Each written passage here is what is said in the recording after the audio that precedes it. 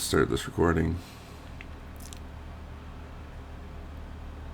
This is your host, Wind, and I'm talking with Benji today about the age 111 proposed changes that currently have the world in a stir.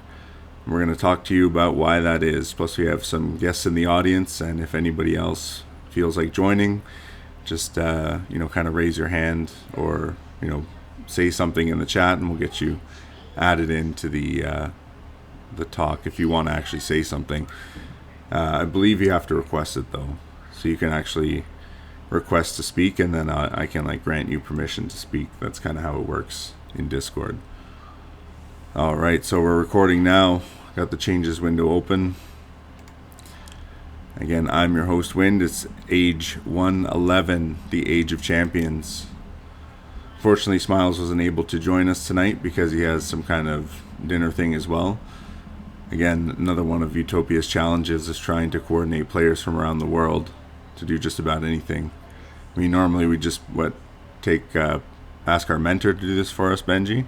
I don't think I have a mentor for doing reporter stuff though. That would be nice.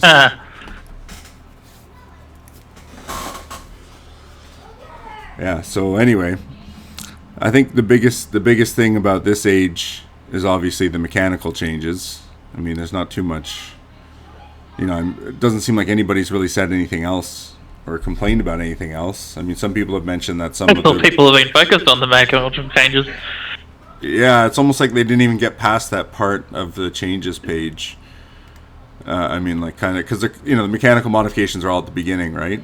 So it's like everyone's like, I don't like these mechanical changes, so they're not even looking at avian and dark elf and human and stuff like that.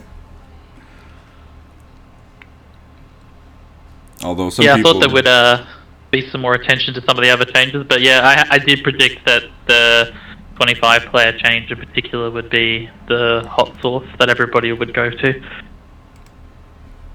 Yeah, and I mean it's something that's really going to impact the game in terms of, well, mainly the war crowns,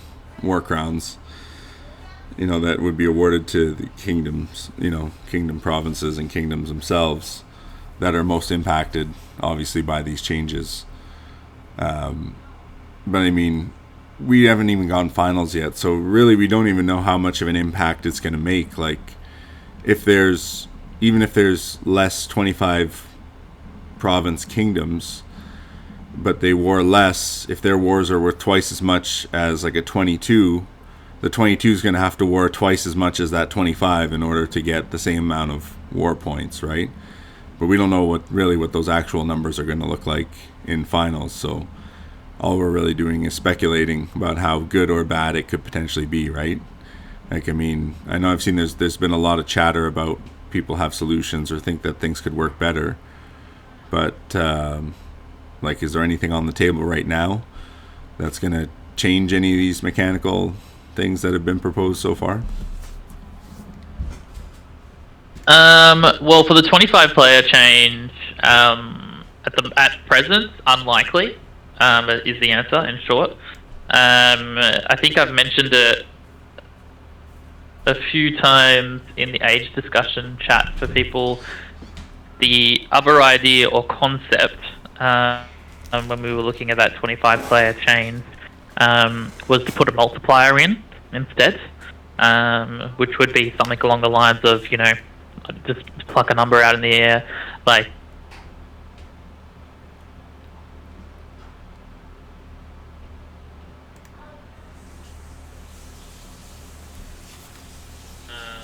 get the standard multiplier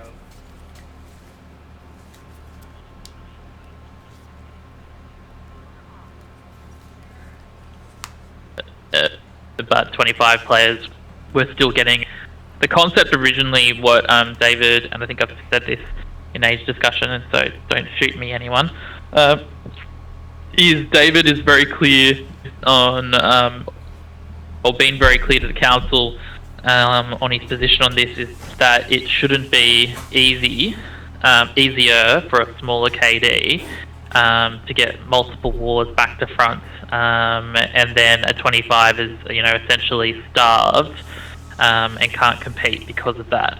So that's been kind of his concept, really, wins that he's been focused on. And I think in terms of what you were saying just a moment ago about the doubles of the wars, somebody said it in a discussion the other day pretty well, is that, if you did 8 wars at a 22 size, you could still crown, potentially. Yes, you could. It'd be a lot of wars. And it's still possible, but it's going to be a lot harder. This is the idea. Yeah. Yeah, because in order to get 7 wars, I mean, you've seen that even 5-9 is only able to get 7 wars so far this year. I mean, there's definitely time for 9 wars in each if you go, back to back really hard warring. But other than that, you really have to commit to it in order to get it, and then you have to stay a certain size in order to stay competitive. Otherwise, you're not going to have too many cards. Well, 5-9 because 5-9 wasn't really in the limelight when we were looking at changes, but 5-9 had demonstrated, you can stay at a smaller KD number and then scale up towards the end and get both benefits. And that's what has been kind of what we've seen KDs in the previous histories do. They stay smaller as win, scoop up a few wars.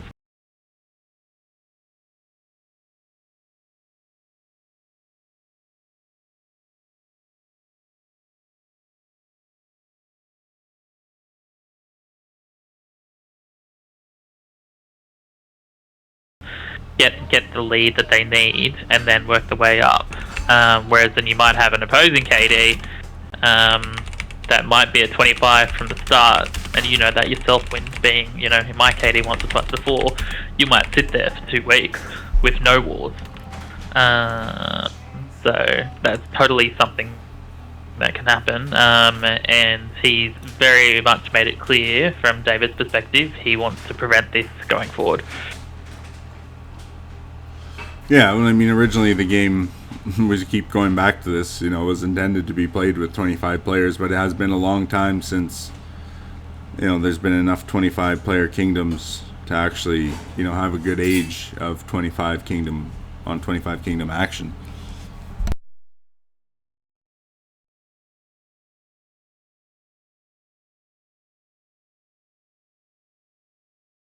Yeah, look, I think I understand people's views on it. I've seen it, as you've seen me replying to people in the age discussion. I know it seems to be unpopular with a lot of people, but then on the same coin, I've had a lot of people say to me that they're very happy with the change. I think one of these things that we'll probably just do is we play it out and see how it runs. And this is something that we can always go back on. It's not a door that's shuttable and then that's it. If it works out well, we'll continue or evolve it. If it doesn't, we can always go backwards and revert it. Because really, the only reason people stopped running or trying to recruit to 25 was because of the availability of wars and everyone kind of just following suit. I mean, if you make it norm again, then... I mean, my leaders would tell you, if we stayed at 21, 22, 23, which we could easily do, we'd be able to have back-to-back wars of age. No, Dad. But the reason most of the time, for us, we've stayed at 25 is because that was what the game was designed to be, and we want to maintain the people that play this game, and not have to boot them out unnecessarily just to... obviously secure certain situations. And I guess that's the point of what, David's trying to make. Yeah, because ultimately, you could still add kingdoms, you could still add provinces at the end, or closer to the end in the last couple wars, like 5-9 and many other kingdoms have, just to, boost up your numbers as well as boost up your land and net worth, and potentially maybe get some additional wars as well. But in 5-9's case, I think that was just their ultimate play for the end, so they could make that undisputed push for the top to get the land and the net worth crown. Yeah. See, Emma has a question here about the hostile meter. It states there will be no decay or resets unless a war. Does that mean any war or just the war with that kingdom? I would assume it means any war, Benji. Any war. Yeah. It's basically, forced ceasefire, or war. Yeah, because that's how I read it as well too. So it does put Diplo. If you don't want a war, and for example you're in range of each other, then you're going to have to try and diplo your way out of that, or take a fort ceasefire. So I think that particular change, Amma, will really force people to think about when they're giving meter now. Yeah, no, Emma, it won't work like the Genesis wars where you could just hold meters, hold hostile meters, go into a war, and then leave early, and then take another war immediately. No, it completely resets. No, I mean, did you want something to drink? Okay. There you go. All right, so let's take a look here at the some of the other changes here. So in terms of the summary, we got a war reward scaling, new honorable mentions, land-based growth rewards, forced ceasefire rework, aggressive stances buffed, and relations rework. So the goal of the changes is to make kingdoms go to 25 players, essentially. And while war remains dominant, those that don't secure war are usually left behind, according to this. And only one or two kingdoms typically pursue growth with any real intent. Now that's mostly true, or it usually ends up happening to a couple kingdoms that end up winning a couple wars in the beginning and then grow too much, and then they kind of get stuck to closer to the end of age, like Most Beautiful Tariffs with the Donald Trump Roman Emperor one. That's kind of what happened to them. But they should have done it more like 5.9 was doing. That's kind of how you're supposed to do it. So in terms of the mechanics and modifications, new honorable mentions. Not all victories are about raw size or stats. These special honors recognize kingdoms that chose challenge, resilience, and cohesion. While not traditional crowns, they represent exceptional performance worthy of recognition. So you get Iron Sword, Warlord's Banner, Gauntlet Crown, and free hostility meter credit, Kingdom Gold. So these are just some extra crowns, essentially. War reward scaling, the power of numbers. So if you stay small, you don't get as many points. Okay, so you're starting off with your usual 2 points, and as you go down a player, you're losing 0.5, essentially. So I guess that's the 0.25 is the minimum. So you could have a 10 province kingdom and still get 0.25 war points, right? Correct. All right, and the land. Look, I mean, the idea of the honourable mentions was to give people the opportunity to have some other different types of rewards. And we originally had scientists on it, but we felt like that was impinging on crowns, and then scientists would be the reward for everything. Was probably not our best solution, we thought, in the first point.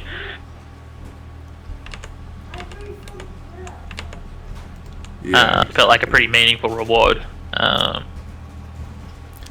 I mean in terms of the land-based growth rewards, it's a pretty cool idea.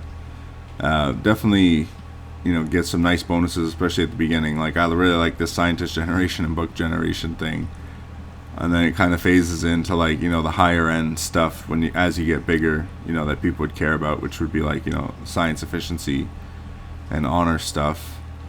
In terms of there's some pretty cool names too. I mean, that's pretty cool. Yeah, I tried to put some effort into it. The land-based growth awards, look into revise. Main changes, realistically, it won't be once you fall below the barrier, you lose it. So I've made it permanent. So cool. Once you hit the barrier, that's it. You've got it. Nice. We have removed the individual feats and just kept it to land-based growth rewards as a KD. We'll see what the other council members say when they have a look at it, but that's what I've done for now. Yeah.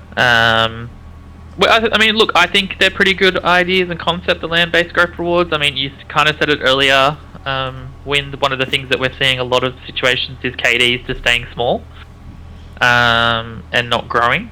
And so, if you want to stay small, that's okay. No dramas. But now we're saying, if you grow, you'll get some of these perks.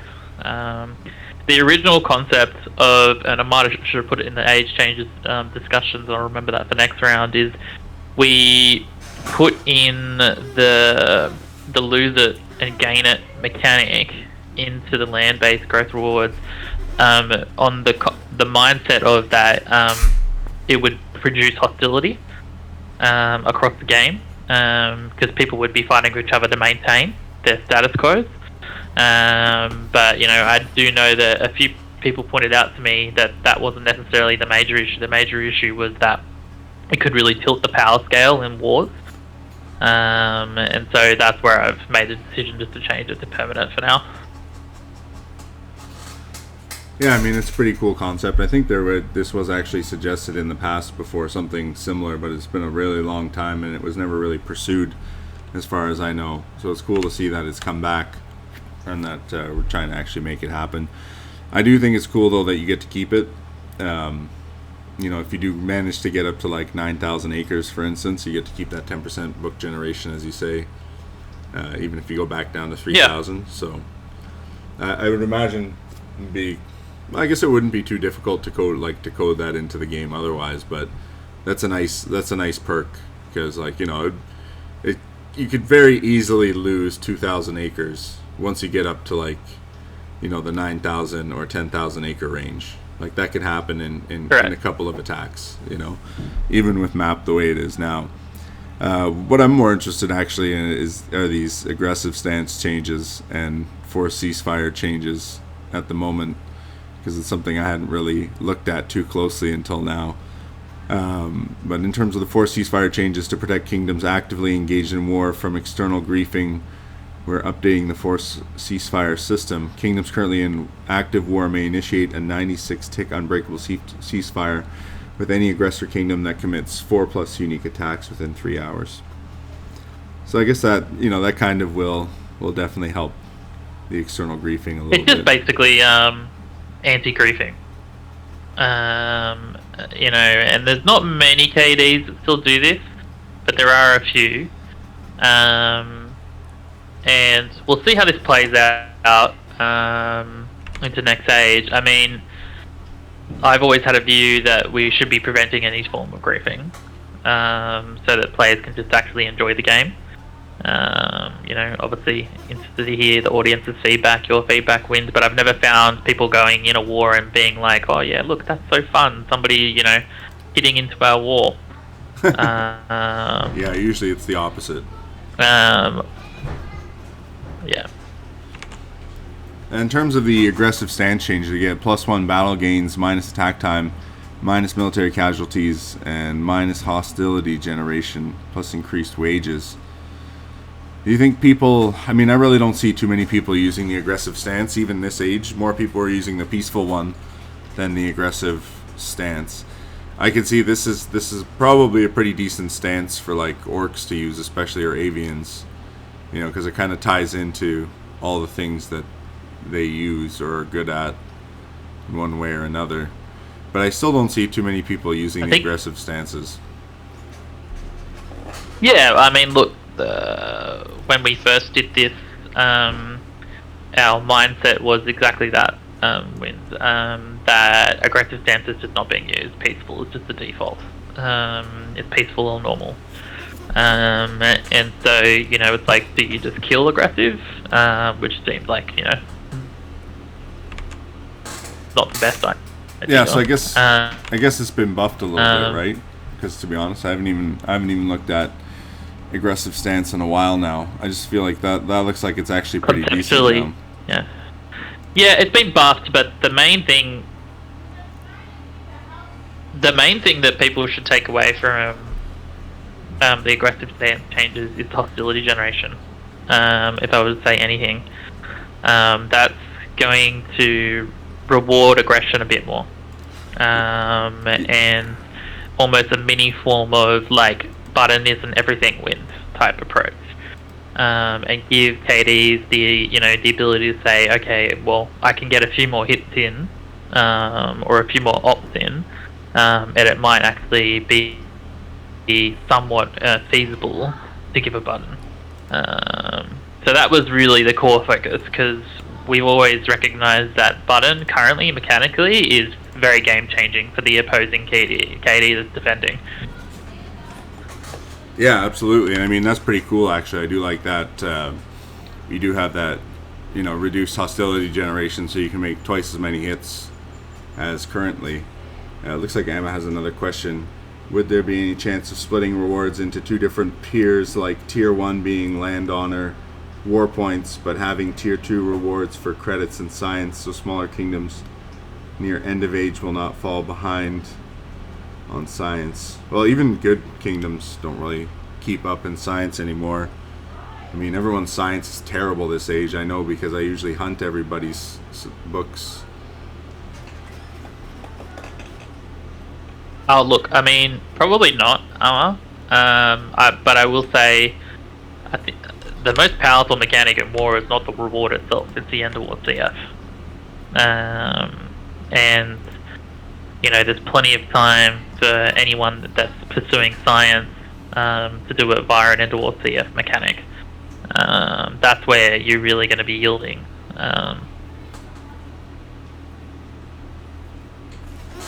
Yeah, exactly. And in terms of relation changes, when entering any form of hostility with another kingdom, the hostile meter will no longer decay and only reset via ceasefire.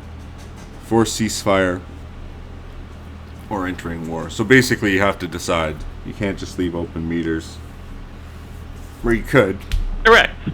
But, you're always at risk of Well, we had a lot of people doing the whole waiting till the 23rd, 24th type situation, which was not ever its intention, the way it was being used. And most of the people I've heard, easiest solution is this probably. And there are other ways we could do this, but sometimes you just have to think of it of, what's the easiest option, try it out, see how it goes. If we need to turn it back, we will. Yeah, so ultimately the main takeaway from the mechanical changes is really it's just to encourage more war, make it a little bit harder for people to dodge, reduce griefing, and kind of push the 25 kingdom size. In terms of rewards. Yeah, I mean, look, this is my personal opinion on the 25 thing. Is I know a few people have said that they have found that running 25 player KDs is difficult. I don't actually think it's much harder, to be honest with you. In some ways, if you do it right, it's probably easier because you have more people you can lean on. But I do think the bigger issue here, which is not something that I can address from an age change thing, that's something that needs to be addressed at a game level with David and co, is how people can be coached, and leaders and KDs can be coached and supported in terms of how they support their kingdoms. I mean, you've seen win multiple KDs, and top end KDs have systems in place that relieve the load for them. So I think there's probably more of a guidance thing that needs to be helped for KDs in that space. Yeah, absolutely. And I mean, we do have the mentorship program, and I do see some stuff happening in the mentor channel every so often, but really it's kind of like, the rest of the Utopia. There's not really much direction there. Everyone's kind of just waiting around for something to happen. So something definitely needs to change there on the mentorship side. And there have been some options proposed on how to deal with that, or how to train new players or kingdoms, or even wait war leaders or something like that. But ultimately it comes down to the community, as it always has, up till now anyway, to try and train new people and get people to help them, run their own kingdoms. There are a lot of players though that are just here. I love the idea of, I think I've said this to David before, I love the idea or the concept of, people even Starcop, who's in here now, some sort of, if there's a KD that's got small numbers, or a new KD that's establishing themselves and they're in a difficult war, and they're struggling with something in terms of build management, or just wanting to get guidance, almost like a, tap in type leader, and give them advice. Take it or leave it. The problem that we've had with this concept is that people don't like the idea of, if somebody's playing the game actively, and that could be Starcop or me or others, also going in and helping another KD at the same time as an aid. I mean, personally, I think we just need to get over that. But that's me. Yeah, I mean, ultimately, your data and intel is available to anyone who's who's willing to like get it. So really, it's not too much of a change. It's not like you have permanent access to their intel site for the rest of the age. You know what I mean? It's like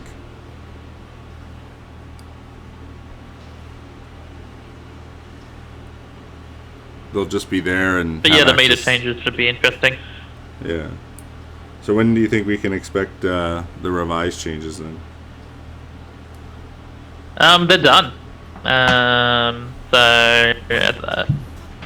Nice. Revise is ready to go. I'll be catching up with Scraz later this afternoon to do balance. But revised is pretty much conceptually it's all done. Things that have been maintained overall. As I said, the War Victory Award still remains. Numbers have not really changed. Honourable mention still remains. There is a question mark about potentially an additional add-on to the Victory Rewards, but I'm not going to announce it here just yet because it's completely new, so we have to see. Land-based growth reward still remains. Slight tweak on some of the rewards, but the concept is still there. And as I said, land-based growth rewards will now move to permanent. You won't lose them. I've removed individual rewards in Revise for land, just because I felt like let's just open one door rather than both for now and see how it goes. The forced ceasefire still remains. I would still say the forced ceasefire, if I was looking out of any of the changes in the Revise that potentially could go, forced ceasefire change may still go.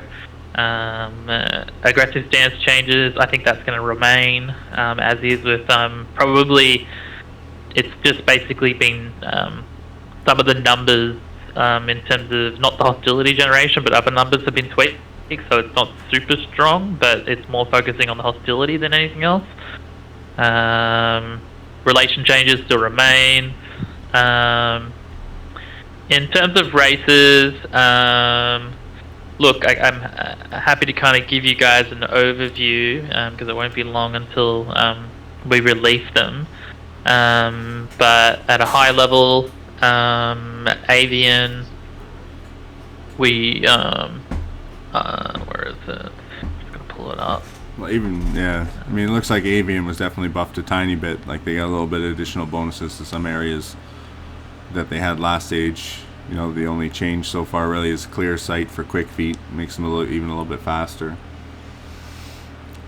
Oh, I'm so happy to see that, Starcop, because, you know, just to give you context, that mentor change took about 6 ages of pressure to get that through in the council. So it's great to see that the changing mentors has been big. But I did say to Scraz that I would potentially give you guys a bit of a sneak preview of some of the revised. Give me a second. Yeah, give me a second. I'm going to change it over to the Discord view here so everyone can kind of see what you're going to show here. Yeah. I'm not going to show mechanics, guys, because I don't want everybody's crowd stirring like it has been the last few days. Share screen.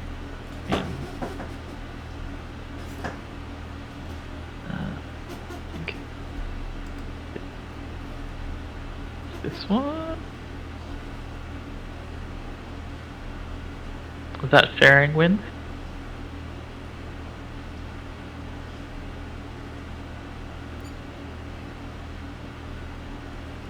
Is that showing my screen, Wind? Yeah, it's loading right now. There we go. I'm just gonna make it bigger size on my window here. There we go. Cool. Starcorp, Mazarin, or Ammo, if you can confirm. Yeah, cool.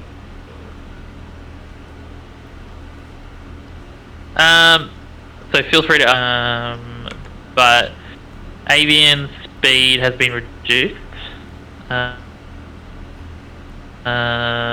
its baseline speed. Quick feet still remains. Everything else still remains the same, except it's now been given immunity to nightmares and landlust. Oh wow. And we have dropped the net worth value on the elite. So conceptually, yeah, and the thinking was is that we felt like speed. We didn't want speed to be just like default going forward. And so I've dropped the baseline on Avian, but then I've had to think about, I don't want Avian to feel like, you know, its core focus of what it has been age on age has lost its power. And so now, with the immunity to nightmares and landlust, it has kind of an interesting role from an attacker perspective, going into an age where we have a lot of hybrids, with all the mage and TM mechanics. I think this will be interesting. I don't suspect that Scrads is going to have a problem with this from a balance perspective, but he always does prove me wrong. I'm about 70% confident this will make it into revised, the current form of Avian.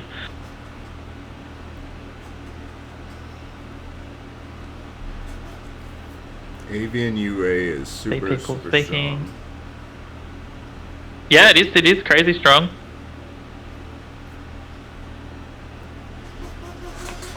Yeah, because if you're attacking like a bigger TM or something, you're losing, you know, up to 1,000 or 2,000 troops sometimes, if not more. You go, Wins. Oh, I don't know if you could run 25 Avians and win the age without trying. You could definitely get a land crown out of it. Oh yeah, for sure. Yeah, you could definitely get a land crown out of it if you did that approach. Don't know if you'd win war crown out of it. I mean, if you could actually get the wars, you'd have a really good chance.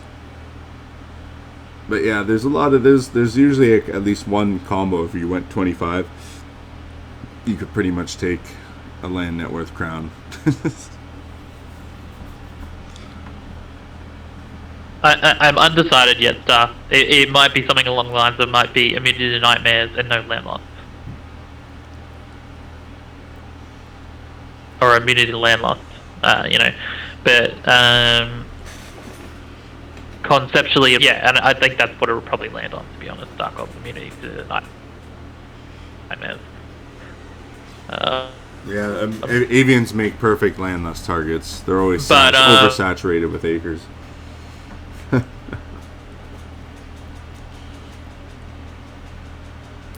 Dark Elf, still the same. Unique has changed.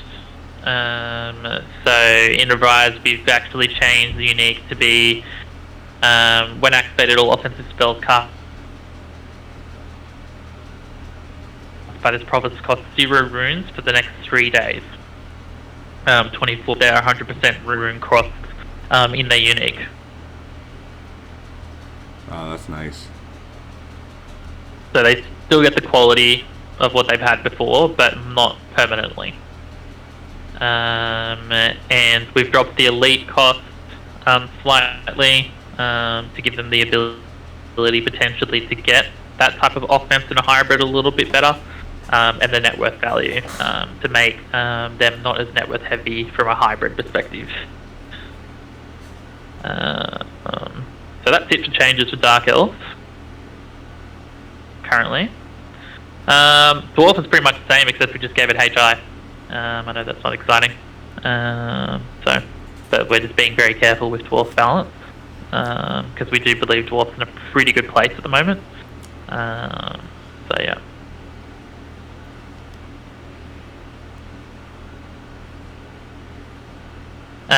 In terms of Elf, I can't remember what I had him proposed. Let's go back and have a look.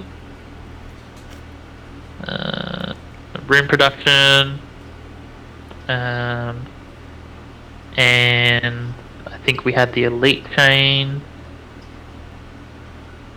I haven't got the age changes in front of me, but I think it was elite change and room production, I think, were the only changes. And if you made avians immune to NM and NS, and they're immune to ambush, they're like almost invincible ammo. Yeah, I'm not giving immunity to NS. I'm not that crazy. It'll probably be exactly what Starcop was saying, immunity to nightmares.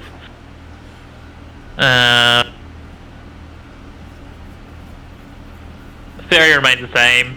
Fairy's in a good place. Standard static TM. The MV thing is very strong. I think we've got it in the right place now, rather than just passive. The MV change for Fairy over the last 2 ages when we did it is an example of what I was saying earlier, where, we opened the door on that concept. We knew that we could go back and adjust and change it.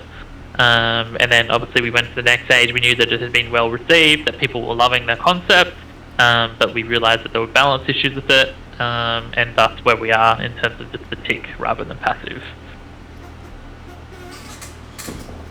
Yeah, it's definitely a powerful ability to have. I mean, it's certainly useful for them, that's for sure. Oh, 100%.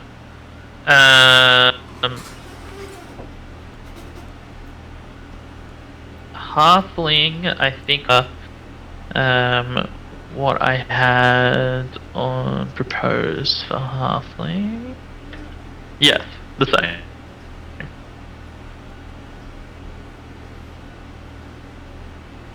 Nothing to see here. So, human. Fairy's in a good spot. Starcop.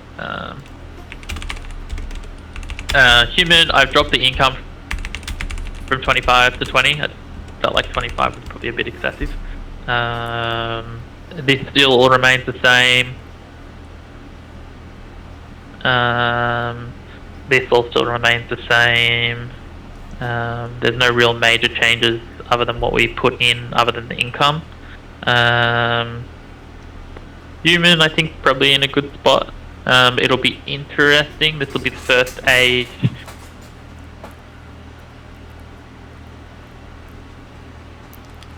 in many ages where human hasn't had its psi efficiency races. So when we did this, we rewrote it from scratch. I just took a nuke to it, and thought about.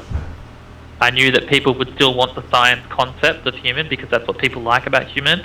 But how could I do it in a way that potentially may not break the race, and still, keep that mindset of an attacker style race?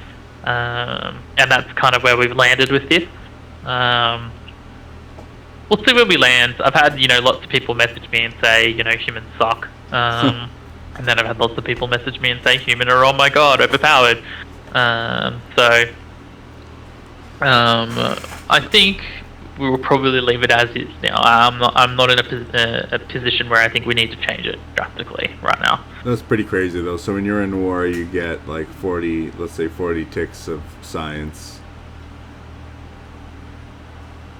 from doing all these attacks, let's say, right? Yes, but it's going to have to be in that range. Yeah. Oh, that's pretty cool. I mean, that reinforces like people hitting. So you can't just go and beat down a chain and get your 3 okay, that makes sense.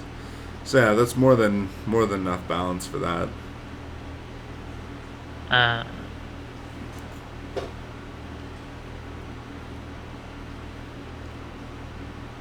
Yeah, it's probably. I think Starcop. That's kind of probably a fair opinion. It's a high skill race for it to reap the reward. If you were going in to play a human to anybody, I would be saying you shouldn't be picking it unless you're a degenerate that can haul science and know how to do your builds. Because otherwise, you won't reap the rewards. Yeah, I mean, it's definitely like that building efficiency's got all the buildings that I like. Training grounds, castles, barracks, hospitals. Those are all good.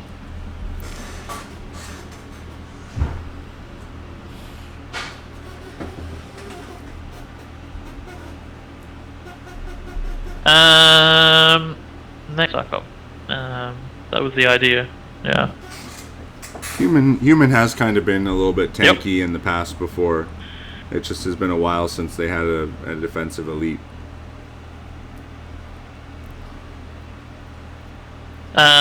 Orc. What was the changes? So.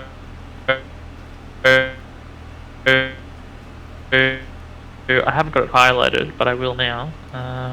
These were the changes. Just went up 5%, both of those values.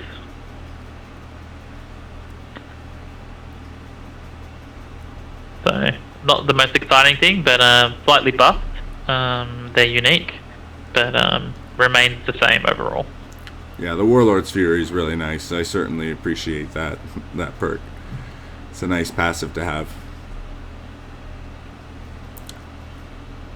I've had a few people say to me, "Oh, Orc's dead now if the BE change." I mean, they can get over themselves. I mean, it still looks pretty good to me. Battle gains look good. Draft cost reduction. Elites still can be trained using specialist credits. Warlord's Fury, amazing. Aggression and Bloodlust. That's win. Yeah. Starcop's got it right. High elite. Everything about them is strong. Yeah. I mean, the minus 15% BE kind of hurts a little bit. But So undead is where we've done a bit of changes. So now undead will have minus 75 offensive losses. And it will convert, rather than what it had before, 75% of its soldiers' casualties in the soldiers. The BE is dropped from soldier. They'll have a 3/3 soldier. So they will have the only race in the game with a 3/3. nice. So soldiers are gonna have a defensive value again. SC Starcop is science efficiency. So they'll actually have the reverse of what a human would have had Starcop. They'll have negative science efficiency. That's awesome. I like that. Crazy strong early game will peter out towards the end.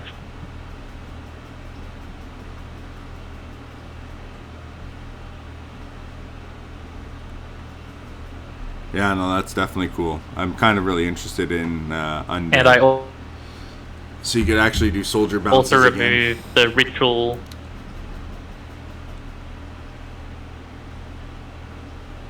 cost. And just put ring cost. Nice. So we'll. Oh, and 8D spec, sorry. That's something I forgot to highlight. Yeah, that's What kind did of. say, Wind? That's kind of smelly, but yeah, you can make that work still.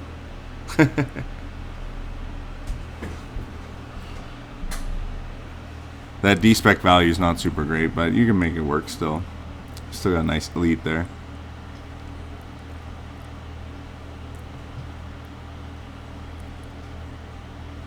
The D-spec value is not super great, but I can't give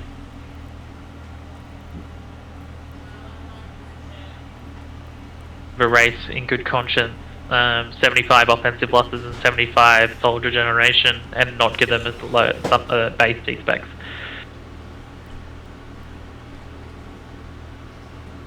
Yeah, I already see a lot of high defense undeads as it is. Yeah, what's your question, Amma?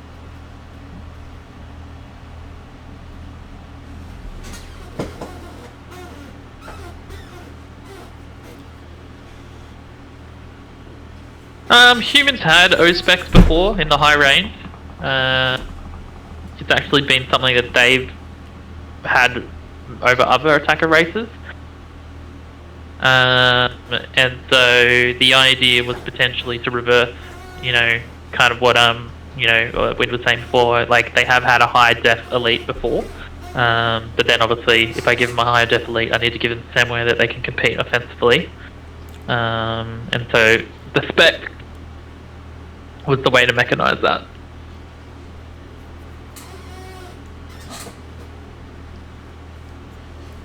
12 O specs.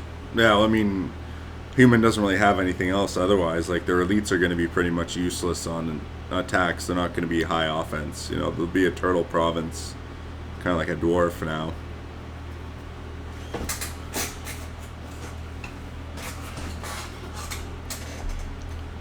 A human hybrid could crush, that's correct stuff. But like I said, anyone that picks up a human need to be a bit of a degenerate to play it right. Yeah, absolutely. If you want to take advantage Don't go of in its thinking benefits. humans easy. Humans always been kind of historically harder to play. I don't know about you guys, but not too many players opt to play human willingly.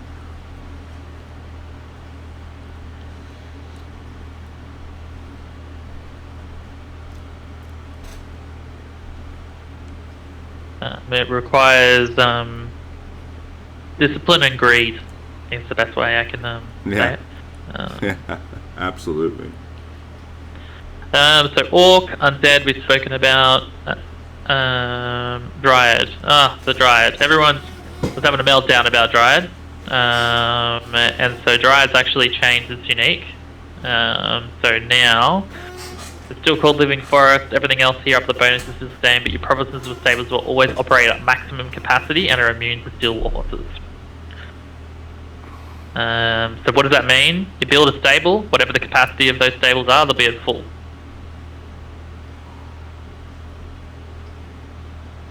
Nice.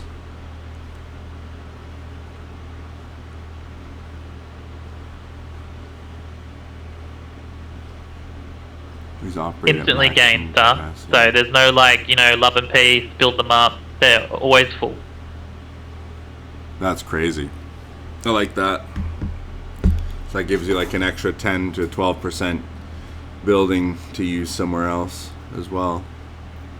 The attack time increase is not the greatest thing in the world, but that'll actually work for some kingdoms.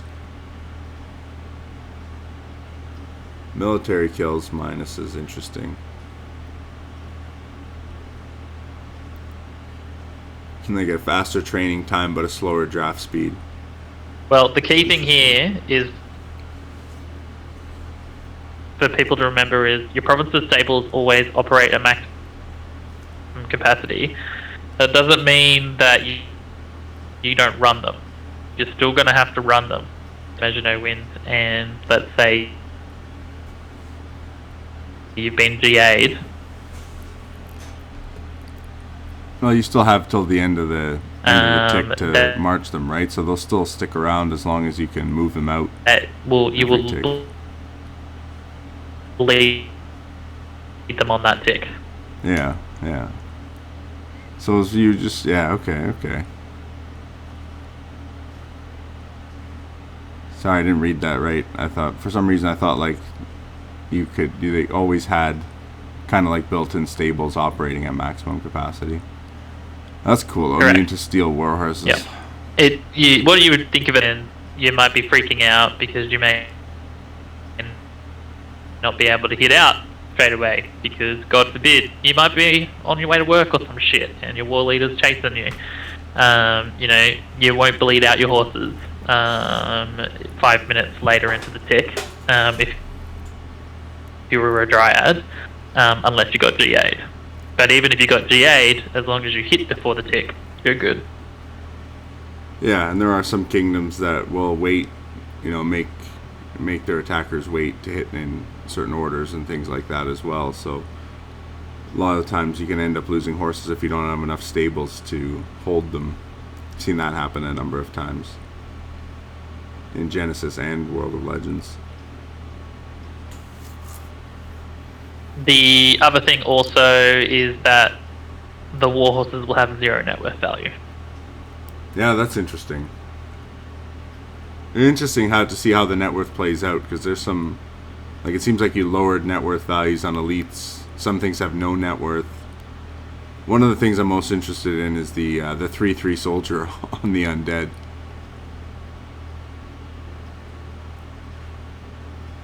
Yeah, I think that's going to change up the meta a little bit. It's definitely going to mess some people up. We start seeing soldier bounces again. This race, in terms of how it's been ridden, is going to be interesting. Yep. I suspect a lot of people will look at that and go, "Oh my god, I can do soldier bouncing again." Yeah. You know, be good to pair orc with undead or something like that. You get lots of soldiers floating around.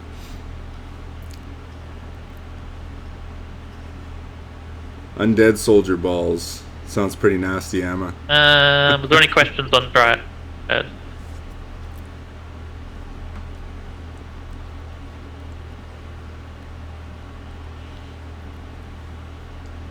Yeah, it's definitely Emma. Very much so. Personalities. Nothing to see here in terms of artisan. Nothing to see here in terms of cleric. We did change, obviously, the spell reduction to hospital efficiency, mainly because we just felt like cleric was probably tilting in a direction of a bit too strong. But we didn't want him to lose sight of being a valuable personality, so that was the offset. Heretic has changed. I need to have a look at this from a balance perspective this afternoon with Scraz. But they lost their modifier, and what they gained instead of the modifier was direct damage, and their unique has changed. Their unique, as you can see here, wind is after each successful attack, the heretic gains +1 mana, +1 stealth, 5% stealth and sabotage damage for the next 3 ticks. It does not stack, it would refresh though. That's interesting. That's definitely something we haven't seen before. Kind of mechanic like that. Yeah, we've leaned into the concept of turning heretic into like that AM style hybrid personality a bit more. But we've removed the modifiers that were on it. Mainly, if I'm honest, I never like having a modifier on a personality and then a modifier on a race stacking too much. Yeah. And I had concerns about heretic and elf stacking. Oh yeah, and whenever elf is powerful and heretic's powerful, it always makes for a good combo.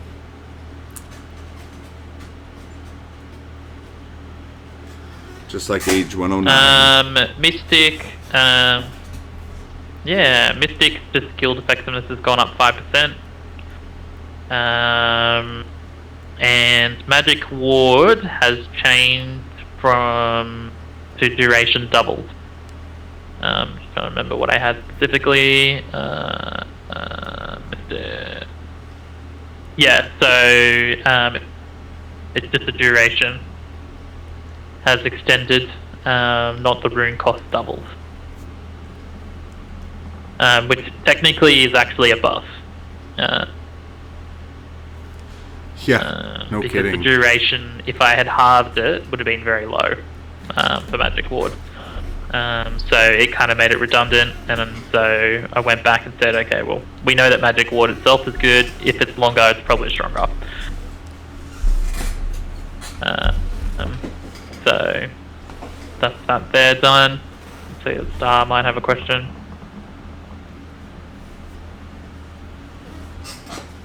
Yeah, no, it definitely seems like that looks pretty good. I mean, the Mystics TMs kind of need a little bit of a buff. Same with hybrids over this age. Yeah, Star. It's old school chastity. That's crazy.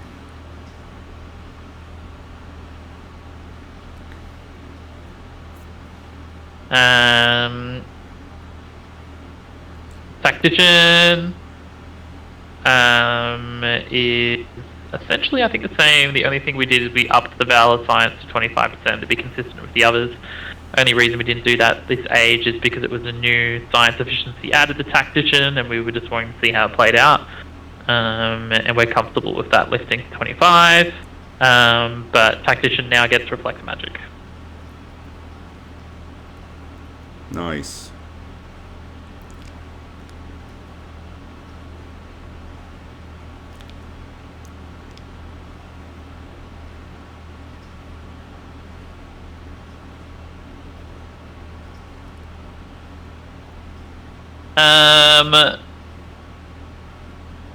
Warrior has had some changes. These this personality still needs balance checks, to be honest with you. So don't get your hopes up too much. So the Merc strength is at 6 from 5 in proposed. And they have now got access to Righteous Aggressor as a spell. And Blood price is still there from proposed to revise, but slightly lowered its chance and upped its kills slightly. Yeah, I'm kind of on Sarkop's side there. Is there any reason that Tactician needs to be any faster? Especially with the haste ritual. I'm just trying to remember what...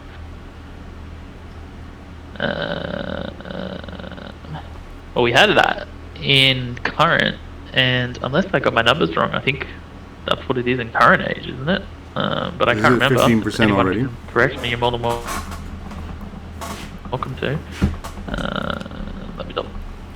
Let me double check. I had the... I'm just checking here, I have my the own post memory. up here.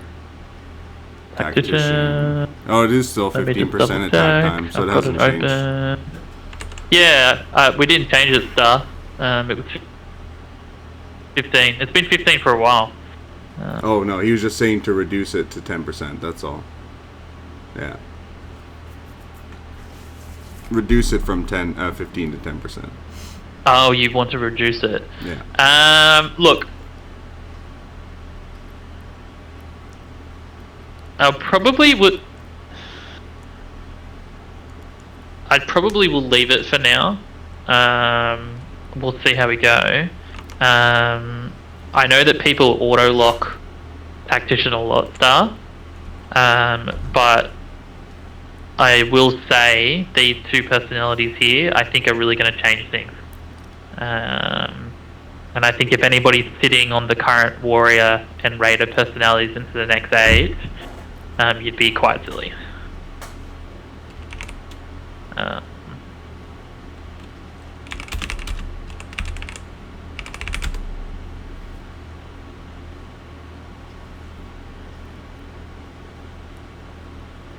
Yeah, RA is for conversions wins, is right.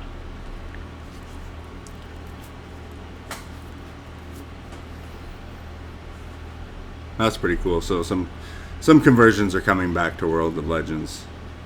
I don't disagree with the numbers, Star. Obviously, that's correct. But I also think that is down to... Yeah, I think what we will see a shift in, Star, with the new Warrior is a rebalancing of Tactician. But we'll see. Warrior is not a personality that speed is not necessarily the automatic win now, with the way that Warrior and certain other races have been geared up. I like that. Kills 30% of enemy soldiers at home. That's funny. Take that in actives. Yeah. Or people sitting with like excess soldiers.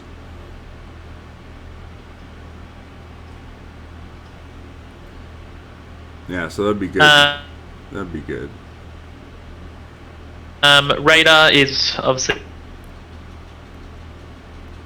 a new personality, not new to the game, but returned. We adjusted slightly the value. Had a concern about Skystrike being used in combination with the Raider, and technically Skystrike is supposed to be kind of like a failed attack not failing, and so it was not a good idea in our mind to be able to top up this unique on a technically failed attack, and so therefore we're not allowing this to be used when Skystrike is active. Yeah, that's interesting. Raider definitely looks like very interesting this age. Same with Warrior. I'm liking those both right now. I mean, Tactician's just kind of the same as it always is. Just reading your questions. Yeah, look, it's the one thing I'm undecided on at the moment. I am aware of it. I actually plan to have a look at it from a balance perspective this afternoon.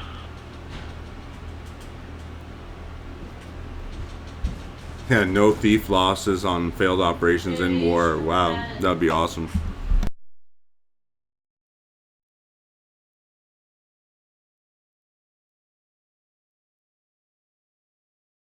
Yeah, I think it's a cool little hybrid personality. I think it could do some really cool stuff. We might slightly adjust the values. I mean, this is a perfect NS personality here. If anything you're were to looking change, focus on that. It would be the TPA modifier. Yeah, because like Emma said, if you compare that with a halfling, you're getting a pretty strong TPA increase.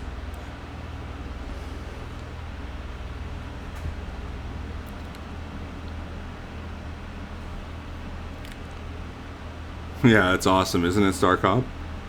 Imagine if he could only do propagandas. Damn.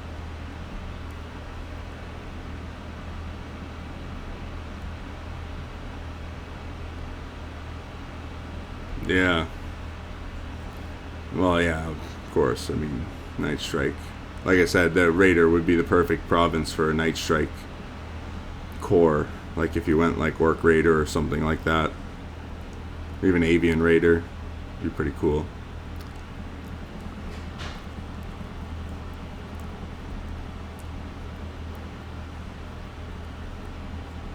Either way, that all those thief bonuses are really, really nice. Anyone using Night Strike is gonna really like that. It'll definitely be a dangerous core personality to pick. Any kingdom you go up against, you know, they're probably going to be fairly coordinated with their Night Strikes. Trying to decipher what you said there, Armor, but essentially, if you activated Sky Strike, basically, if you try and activate the Raider ability, it won't work.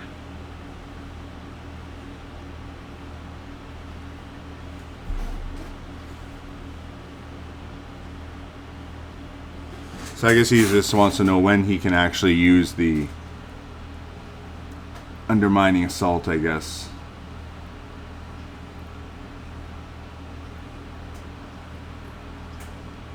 You could use it the following tick, Yeah, but it's not so the same tick. You just have to wait. Yeah, you just have to wait the one tick, so then you can go after.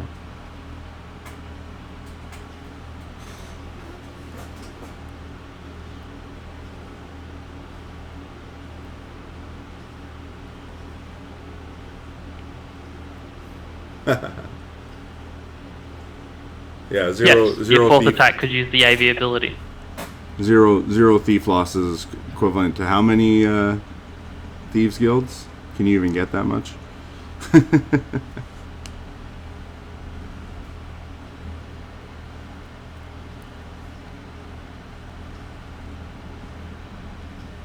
just trying to remember how I wrote it. Give me 1 second.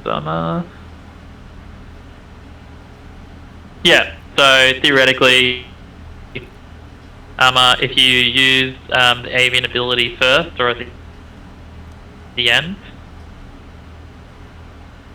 as long as they just can't be stacked at the same time. Oh, yeah, so yeah, it's only on the next attack.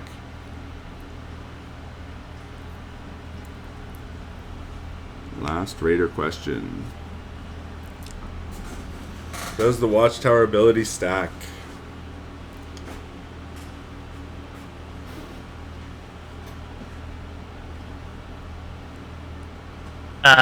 Stack with specifically what other mechanic are we referring to, Emma?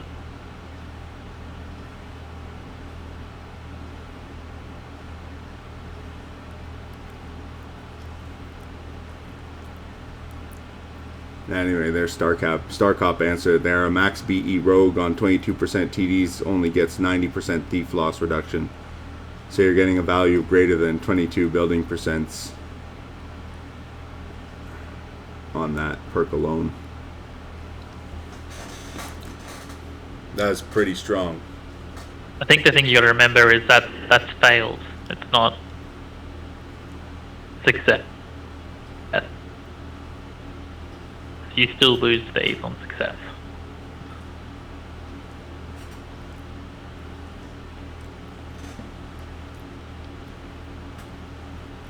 Yeah, I'll have to agree with Star Cop on that one there. Usually thief losses on successes is pretty small. It's the failures where they really rack up. Like, I think I lost 500 thieves because I have 0 TDs in Genesis by sending 13,000 on a prop. You know, I'm just saying. It's not stackable armor. And actually, I will write that into the revised changes because I can guarantee that people are probably thinking I can stack this fucking thing 6 times. Oh, for sure. You probably already think it's going to be their no, you secret can't stack weapon.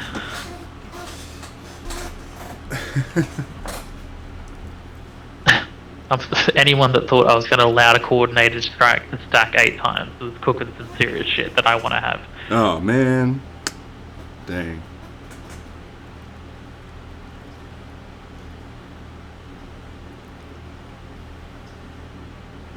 But I will write it into revised armor.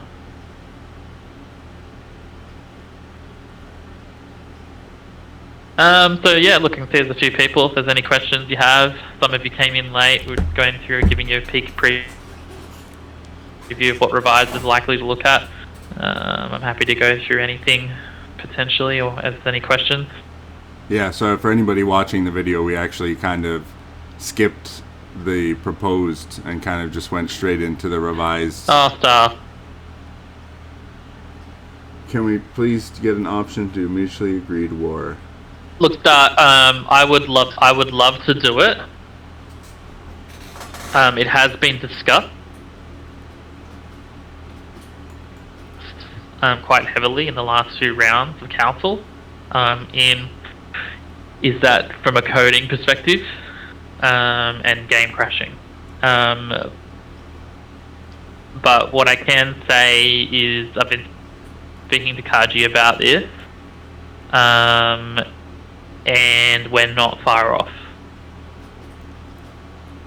I think we're probably maybe 1 to 2 ages from being able to introduce it.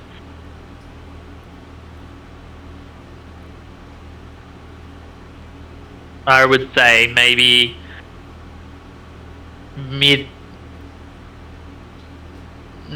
probably late end of the year, we might be able to get it in stuff.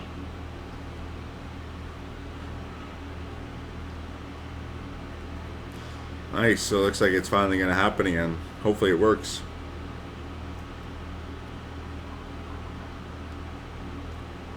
Yeah, it's always been wanted to be, like, we've always wanted to put it back in. It's not because the council hasn't wanted to put it in. It's been because game-wise, we just haven't been able to get it in. But Kaji's been doing a lot of work, and I think we'll probably be able to get it in this year.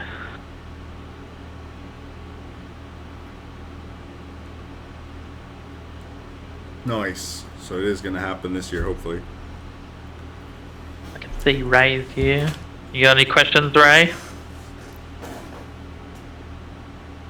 Dr. Turtle. Yeah, if anybody actually wants to join the voice chat and ask a question that way, you can request to speak.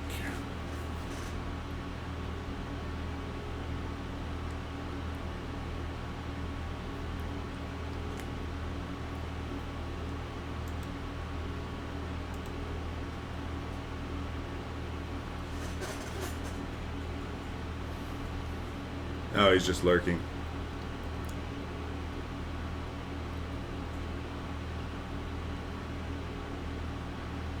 What are we number of the provinces of the kingdom? Are you referring to war mechanics stuff? Oh, or the yeah, land? with regards to the war rewards.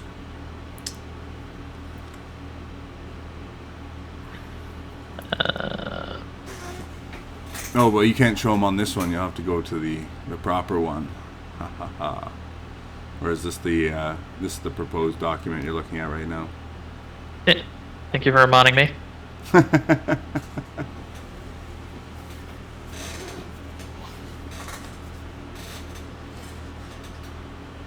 Still the same.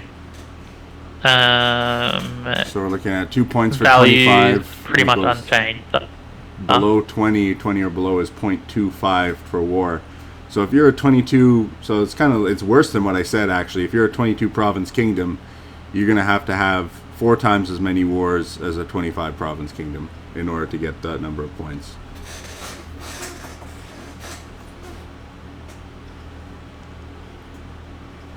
you say that, Star, but as you've seen in age discussion, there's a lot of people that aren't happy about it.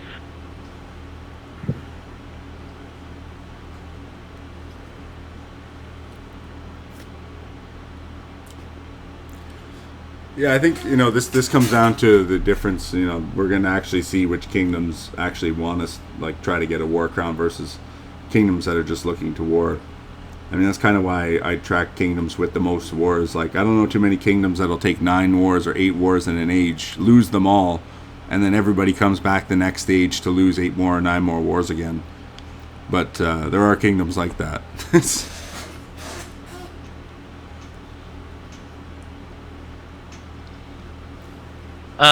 As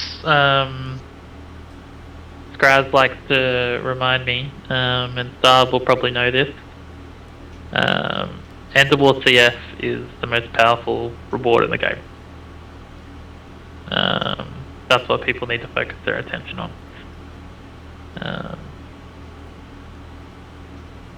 That hasn't been reduced. You've still got that 96 tick. Okay, so it's just the And actual the CS, victory, the war victory rewards points. That is. Yes, you get less, but Oh, okay. Yeah.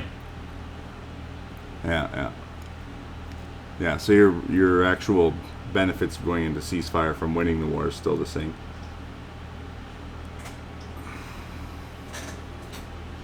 I mean, ceasefire has always been, or has been, the most powerful thing in the game for a long time now.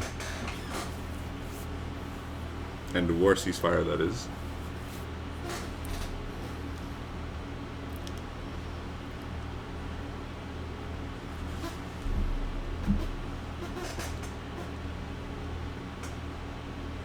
Well, I think this is the first step, Star. I'm not saying it's a perfect step, but we need to start taking steps. And you may have came into it later in the chat, but as I said, we'll see how this goes. It's a door that can be reopened again. If it doesn't work out, we'll look at it at the end of the age and see what other options we are. Yeah.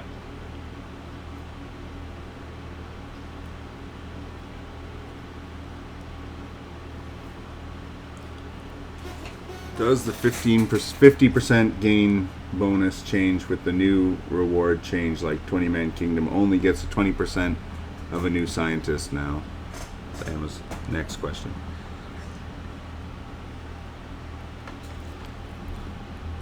Well, that's doing my brain in that question. 1 second. Let me check the formula.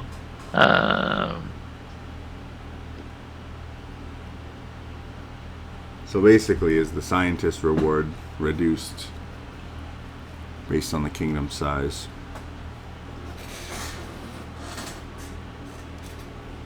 The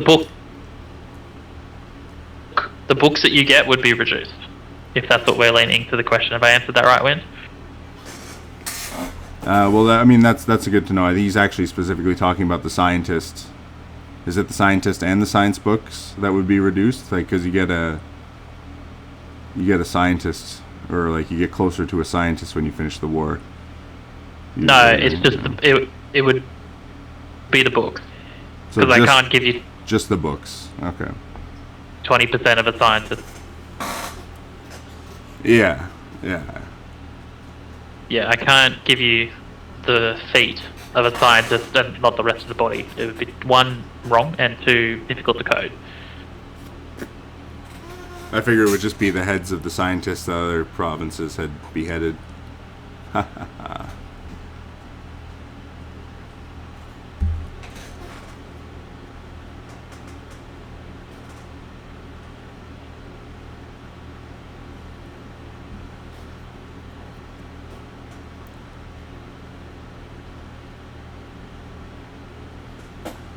All right. Does anybody have any other questions? I mean, it looks like StarCop's definitely saying some good stuff down here. That's for sure.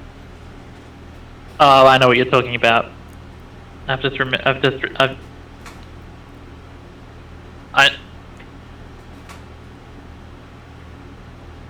know what you're saying, Arma. And I'll let me come back on that. I'm in two minds on that one, Arma. But I will clarify in the revised.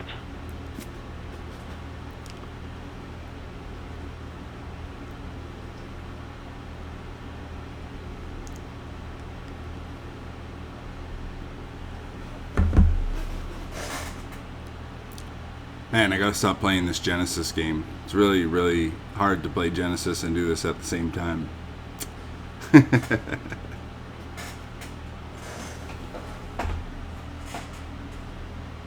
Hey, I didn't know turtles could run, right? Go, little turtle, go.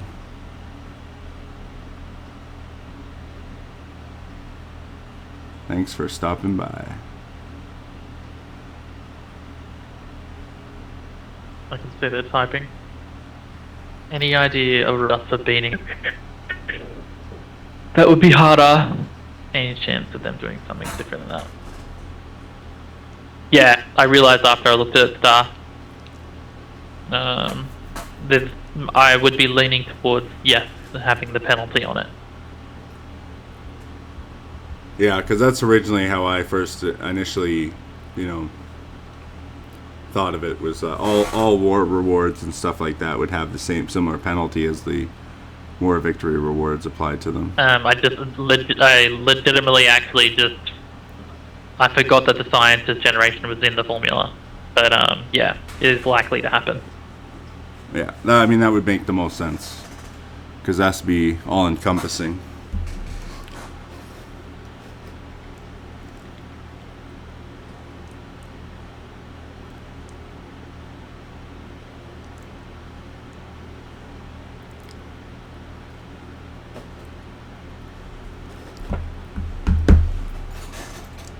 Is this still valid with the new war weapon system?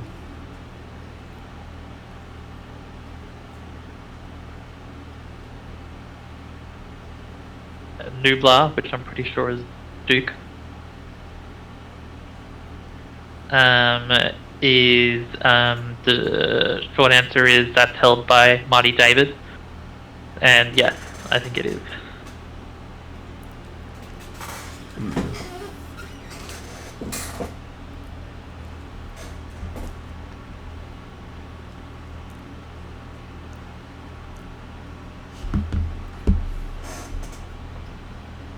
Any way we can get a kingdom stat? The only way that would work is it would have to stay from age to age. Maybe have a total for the year, total net worth, total land, total honor, total war wins.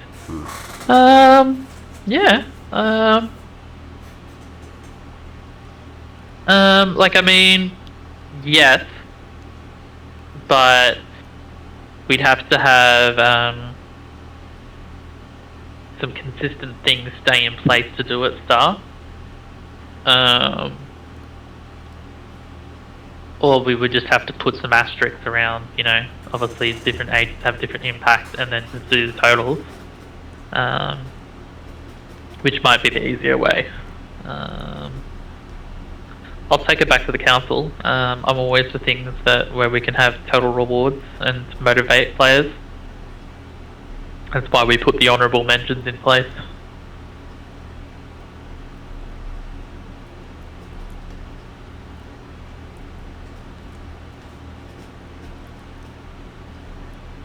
You can put your hands up if you don't want to type, just as a reminder, guys.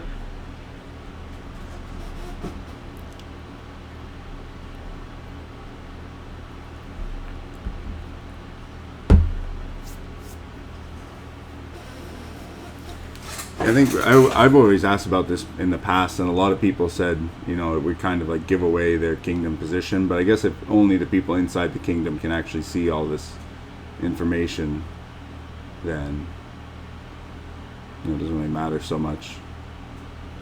Yeah, look, I do think some sort of mentor system, as I said, where people, experienced leaders can offer their time to assist newer KDs is something that we should be really looking at. But that requires the game owners to be comfortable with giving potentially players multiple access in game at the same time while playing. And I know there are views on that. That's outside of my power. So It's never been a very good topic for them either, so might be a tough one.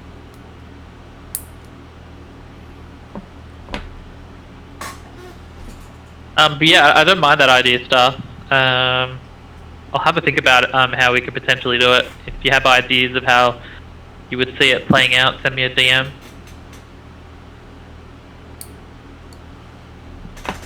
Awesome. So it seems like we got those revised changes pretty much already ready to go. It's just waiting for council approval and balancing, which I think you said you're going to do later today with Scraz, right? So most likely we're probably going to see these revised changes before maybe next week. Well, I mean, technically it's almost Monday for you anyway, right? So let's look. They'll be done today from Scraz and our perspective at balancing. Obviously needs to go through David and Co. I would probably say, looking at when does Age finish? I think it was like Thursday or Friday is the last day of the Age, I believe. Next week. 31st of May. So I would like to ideally get the changes out by the 27th. And then have finals out by the 29th. That will be kind of the schedule I'll be working towards. Nice. So we're going to see that pretty soon then, and then we'll be on downtime for World of Legends shortly after that, and then the finals will come out. And that's when we can have a real discussion about what to do. I think Star Cup's got some good summaries here. Biggest things to change before finals. Number 1, Avian not immune to Landlust. I agree with that. Number 2, Mystic Chastity at 100% is too strong. I definitely agree with that. Raider with 0 Thief losses, also too strong. Yeah, I mean, like, people are just going to pick anyone running an NS strategy on their core is just going to be running a Raider. And like Starcop said before, the Raider is pretty powerful. It's a pretty powerful personality that you built there.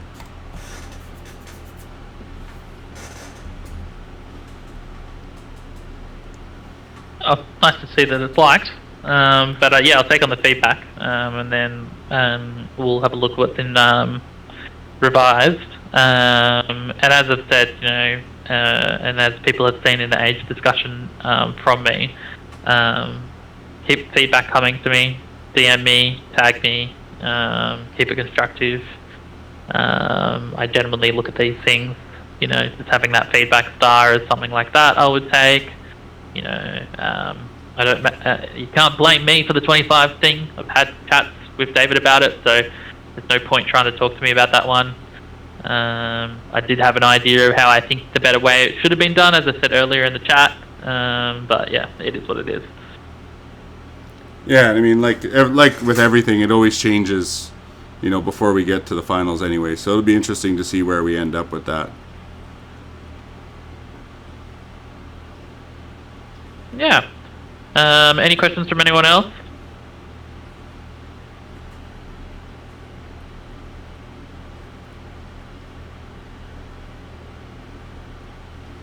Homer's typing something. Looks like some people are chatting now. And again, as a reminder, you can always put your hands up. Yeah, for sure, Starcop. We're going to try and do more of these as we get closer to the beginning of next Age with the revised and the finals. Kind of give everyone a platform to talk. We're going to try and do it at different times of the day as well, so that we can possibly cover parts of Europe and have more people who is not past their bedtime, in North America. So I had a few people tell me that, this is a little bit late for them. And we have also gone on for about an hour and a half as well. So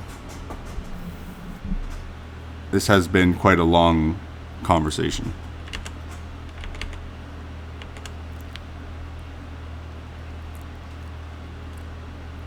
Yeah, that's probably me, Invid. All right. Oh, I was just about to invite Amma or invite somebody to speak. There we go. Amma, did that work? Yeah, there you go. Yep, it worked. So I saw the change where you can get a crown for smaller kingdoms being 25 men. Is there any way that could be changed to where, like, if 20-man kingdoms beat 23, 22-man kingdoms, they have a possibility to get a crown, or is it just 25-man? I don't necessarily have a problem with the concept, Armor, because at the end of the day, if you're warring upwards, you should be rewarded for it. I think it really comes down to that the concept of the honourable mentions with the focus of the 24, 25 that you've obviously taken from it. But it's not a no. I'll have a chat to Scraz about it this afternoon. That would be a very easy thing to introduce. So I'll see what I'll put something together and see what the council says.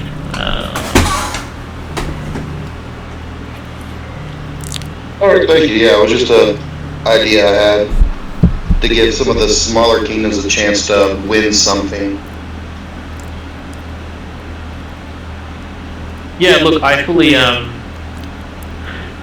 what's Darkot saying? Agree, if you're running 23 feet, 25, you shouldn't be penalised. Yeah, let me have a think about it. I'll, shouldn't be too difficult. Look, if you have an idea of what you think that reward and how it can play out, you're more than welcome to DM me today, with wording. Given the fact that, sub 23 KD has been punished on the war victory side of thing, I'm not against trying to push maybe something like that into honourable mentions for you guys. And they're being punished quite a bit too. It's not just, So, yeah. it's not just a little bit. I think I might have just figured out what the problem with my microphone is. I think when my kid sits at the desk, he plays with the gain input on the back of the microphone. And it's turned down like really, really low.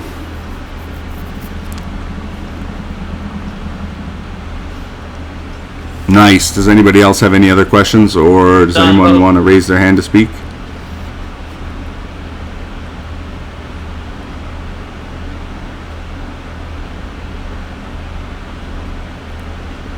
Well, it looks like we had a pretty good discussion and review of these proposed changes, even though we did end up looking at the revised changes a little bit for the races and personalities, which is awesome. Thanks, Benji. Hopefully you and Scraz were able to fix that up and get it all sorted out so we can get some revised out by, I think you said, Wednesday. And yeah, that'll be awesome. So maybe we can do another one of these, or possibly just wait until the finals are brought out and we can have another go at it. Although if it changes enough, maybe it'd be worthwhile to do another kind of open session like this, to have people join and voice their opinion, ask questions and things like that. So maybe it's possible we could try to get Scraz in here for one of these things one time. Yeah, no, definitely. I mean, look, he's due to arrive shortly, actually. Invid, what was the question, mate?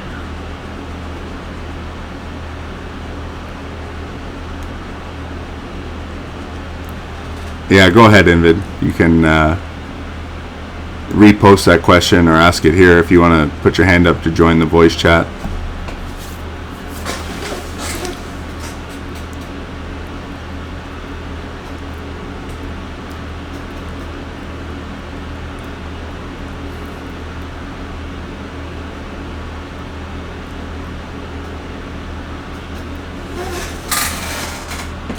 So yeah, while we give Invid a second to dig up his question earlier from the Age Changes channel, does anybody else have any other questions that they'd like to ask Benji, or anything they want clarified about the wording behind the proposed changes so far?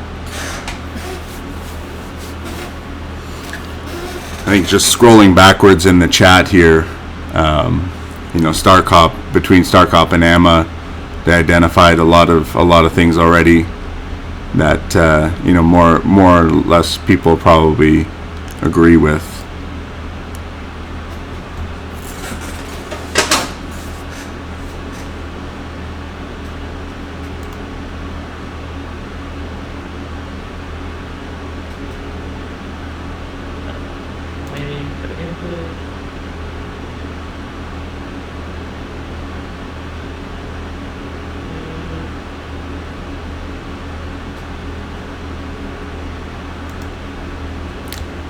change raise balance? Can we change raise bounce? It seems unfair that a KD could send out 6 soldiers to get unfriendly to declare.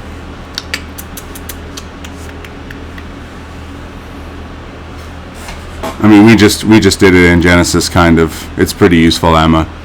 I mean, I see the silliness behind it, but it's so convenient.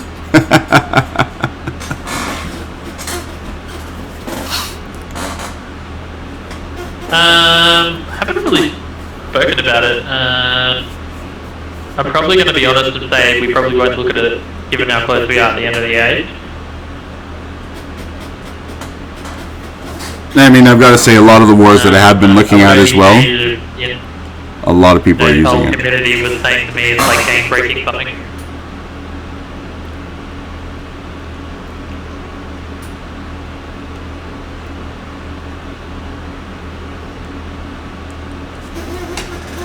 Yeah, I mean, it kind of is. It kind of, war in Utopia is kind of like that, no matter what, Emma. Like, without war greed or anything like that, somebody's always getting a worse off deal.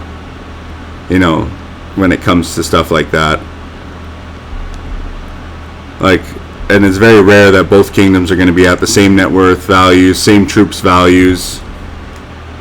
You know, same everything value in order to start off from a fair point. Like, even with a ranged war, one kingdom would still start 15% bigger than the other. You should be able to talk now in vid. I'm not sure why Discord is acting a fool right now. I did press the thing to let you talk. I don't know why it won't let you. Here, I'll try to invite you to speak. Maybe you can accept it from your side there. There should be a little button. There you go. Just need to unmute your microphone in vid and you can ask away.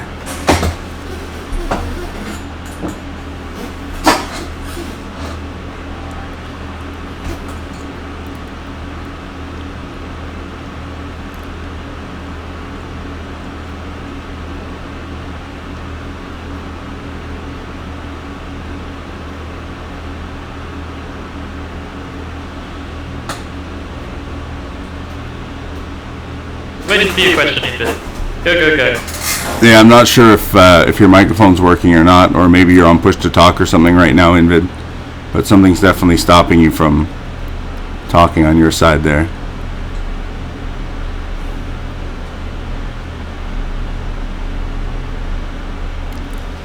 Now I'll just go back to the age. Just reading your question. Change this question here. And we'll. My current wishes.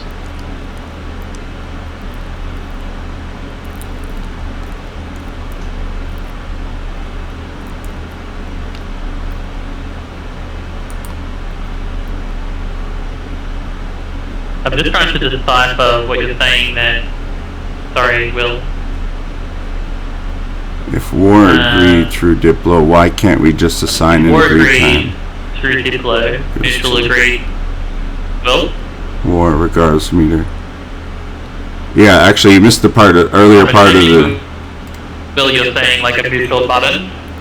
Yeah, we were kind of talking about that earlier. I think you said Kage is going to have something like that ready by the end of the year, right? Or we might be able to do some kind of agreed war by the end of the year. Yeah, we've talked about it before. Can you hear me now? I think. Yeah. I brought this up to Lynn like 3 or 4 days ago in the new channel about the proposed changes. But now that you guys are having this now, I thought I'd bring it up here. I used to love playing Undead, but when you guys brought it back after retiring it for like 2 ages, I think the unique is horrible. I think you guys could power up the unique a little bit, and I think it would work. And I think it would work very well. Do you know what I mean? Talking about that? You probably weren't here before when we went through the revised. But the new undead, the way it's been written into next age, I would say, is quite strong. I think There's a revised phases out?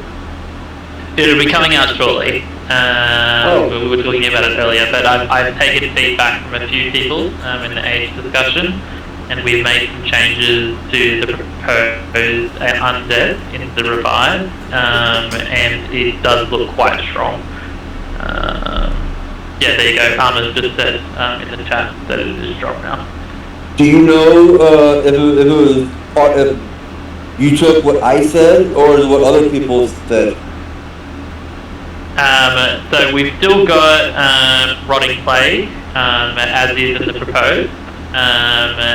We have more focused on re-looking at undead as a whole, and I think in terms of what we've done with it as a whole, we've created quite a strong sustained soldier race that no other race will have. And I think in terms of some of the soldier changes that have been done, undead is really going to change quite drastically how undead is played. Alright, because I was thinking about this. My thing was making it instead of passive, make it an active, and make it last 12 hours instead of nature's blessing could get rid of it because it's an activate, not a passive. I'm probably going to be honest and say that we're probably going to leave it as is. It is curable via MB and only 20% chance, which still requires a bit of a mana sink to get rid of it. Obviously there's a bit of RNG behind that, and somebody might get lucky and get rid of it first go. But you know, I've been many occasions as is wins where you might cast it 6-7 fucking times, and you may not cure it. I think the other changes, while you haven't seen them in bid, will definitely position undead to be quite a high tier choice for attackers next stage. You guys have totally nerfed attackers by getting rid of the general and adding yet another thing to help thieves. And in the proposed changes. Or I would say that attackers are probably in a very good position overall in the revised. That remains to be seen for their postage. Yeah, you guys got rid of the general and added the Raider from Genesis. So you have 4 personalities that can help thieves, and 1 in a partial that can help the offense for attackers. And I play attacker, so that's why I had a say in possibly changing the undead. Unique. I think when you see some of the changes, and Win can attest to this, some of the new personality changes and adjustments and race changes, you will think very differently. Yeah, and that will be available when I post the video. How many hours do you think till they pop up? When? Well, you'll get, it'll probably take about an hour or 2 for the video to upload to YouTube. So you'll be able to see it at that point.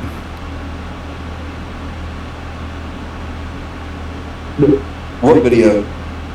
Oh, I've been recording this entire discussion as well as any screen sharing that's been happening. So if you just wait a couple hours, you'll get to see the stuff Benji previewed with us with regards to the revised race and personalities. So you guys have already. So you guys have already shared the revised on this, but you haven't posted it yet for everybody else. I've done a preview in here for people to have a quick look at. Yes. So that guys will give you guys a bit of a glance of where our thinking is. As I've said, it is subject to change. So don't go looking to this video and saying this is revised changes, because it's not. It's to give you a preview of where our mind is at comparatively to proposed. Okay, and when will the actual revised be posted for everybody to look at? I'm hoping to have them by the 28th. And then or the 27th, 28th, and then hopefully to have final changes in on the 30th, just before 8 ends. Okay, Thank you guys very much. Thanks so much, Invid. Thank you. All right. Does anybody else have any other questions or would like to join the voice chat and ask Benji some questions with regards to what we've talked about or any other questions you might have at this time? Hey, what's going on, Slim?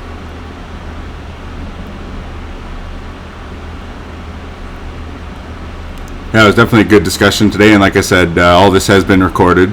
So any of you that joined a little bit late and missed the actual preview of the revised sneak peek, we won't call them changes yet, but the revised sneak peek that Benji shared with us here today, that will be available in the next couple of hours, I believe. It is quite a long video, though. We've been talking for almost 2 hours now, so it will take some time to upload that to YouTube.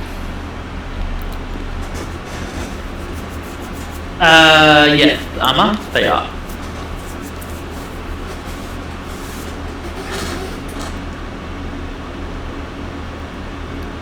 Yeah, actually, you know what, DJ? Now that I have YouTube Premium, I think it might actually upload faster. I haven't actually tried uploading anything since I got YouTube Premium.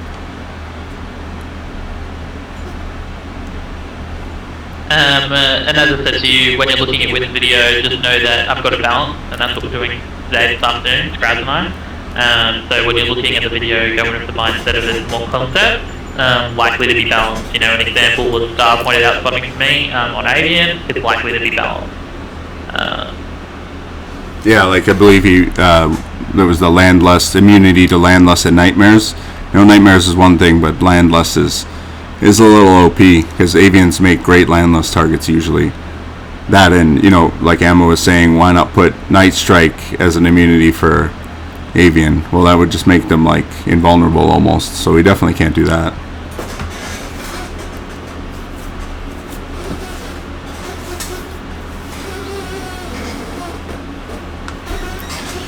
Alright, well, thanks everybody for joining. I'm going to stop the recording now, but if you guys want to stick around and ask any additional questions or just talk, feel free to do so.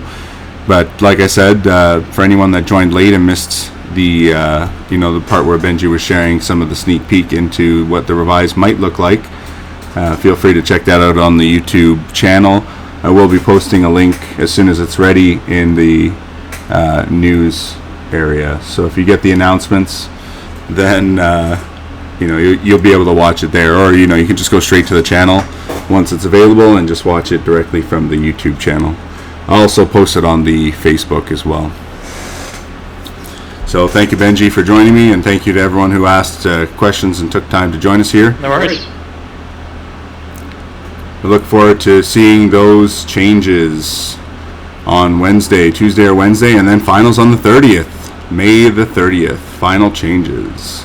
All right, thank you everybody for joining us today, and we'll see you on the field of battle. This is your host, Wind, signing off.